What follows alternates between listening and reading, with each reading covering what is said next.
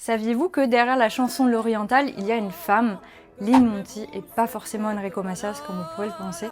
Mais je suis une vraie orientale.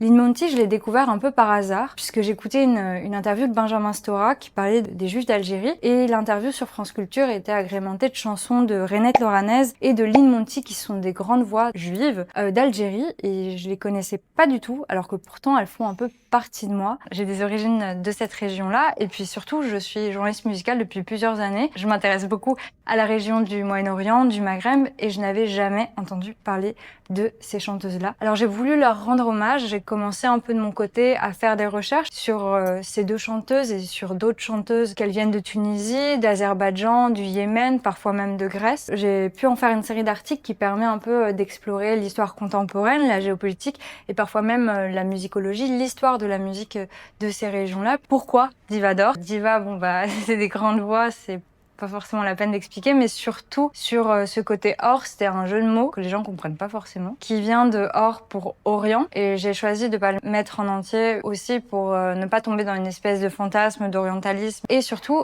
or en hébreu, c'est la lumière, et c'était de mettre en avant des femmes qui étaient marginalisées et aussi de mettre en avant un patrimoine qui était méconnu. Vous pouvez retrouver cette série qui prend la forme d'une bande dessinée sur le site de Ténoir.